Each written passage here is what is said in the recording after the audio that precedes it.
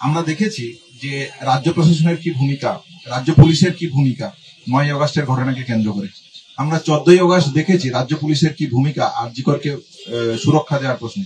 তাহলে সেফটি সিকিউরিটির প্রশ্ন এবং 9ই আগস্টের তদন্ত প্রক্রিয়ার যে প্রশ্নগুলো, সেই প্রশ্নগুলো সম্পর্কে আমরা সম্পূর্ণরূপে ওয়াকিবহাল।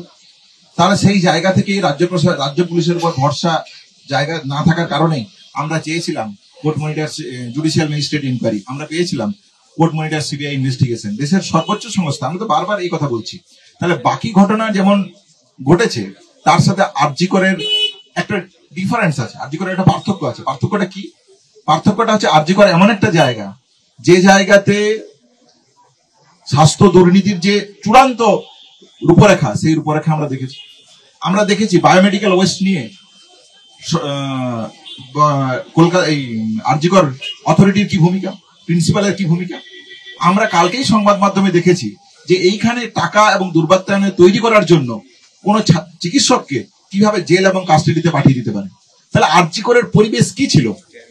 সহযোদ্ধা আসপাক যে কথা বললো, 9ই আগস্টের দিন আপনারা আরজিকরের সেমিনার ওয়ার্ড, যেখানে নির্যাতিতার বাবা মা একবার তার বডিটাকে দেখতে চাইছে, সেখানে রাজ্য পুলিশ প্রশাসনের কর্তা ব্যক্তিরা, মেডিকেল কাউন্সিলের কর্তা ব্যক্তিরা, স্বাস্থ্য দপ্তরের কর্তা ব্যক্তিরা, অথরিটির কর্তা ব্যক্তিরা, যারা বিভিন্ন ঘটনায় বিভিন্ন রকম ভাবে জড়িত, তথ্য প্রমাণ লোপাট থেকে শুরু করে স্বাস্থ্য দুর্নীতির যে জায়গা আজকে ওপেন সিক্রেট, রাজ্য প্রশাসন, রাজ্যের কে না জানে আরজিকরের স্বাস্থ্য দুর্নীতির কথা, রাজ্যের স্বাস্থ্য দুর্নীতির কথা।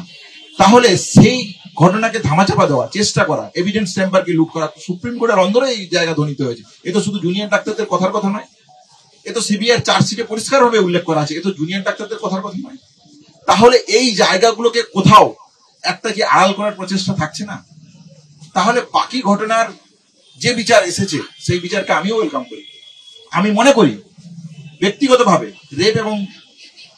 রেপের মতন ঘটনার ক্ষেত্রে যে কোনো মানবিক জায়গা থেকে যে কোনো প্রশাসনের জিরো টলারেন্স নেওয়া উচিত, এবং সমাজের সমস্ত স্তরের মানুষের এইরকম জঘন্য যে ঘটনা কেউ ঘটাতে পারে তার বিরুদ্ধে মানবিকতার জায়গা থেকে একটা সুন্দর সমাজ গড়ে তোলার জন্য যে প্রচেষ্টা নেওয়া প্রয়োজন, সেই প্রচেষ্টা নাগরিক আন্দোলন, নাগরিক সমাজের বুদ্ধিজীবী মহল থেকে, জুনিয়র ডাক্তারদের পক্ষ থেকে এই প্রতিটা পদক্ষেপ নেওয়া উচিত বলে আমরা মনে করি। তাহলে জিরো টলারেন্স তো হওয়াই উচিত, এটাই তো বাস্তব। আজকে প্রেস কনফারেন্স করে কেন আমাকে বলতে হবে যে রাজ্য প্রশাসন এতে খুব ভালো ভূমিকা নিয়েছে? তাহলে এটাই তো হওয়া কাঙ্ক্ষিত ছিল। 9ই আগস্টের ঘটনাতে বিচার যে পাবে একজন নির্যাতিতা, এটাই তো প্রয়োজন ছিল।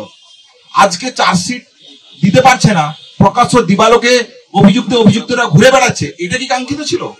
তাহলে বিচার ব্যবস্থা, রাজ্য প্রশাসন, কেন্দ্রীয় প্রশাসন, সিবিআই, সুপ্রিম কোর্ট, আমরা তো সদর্থক ভূমিকাই চেয়েছিলাম।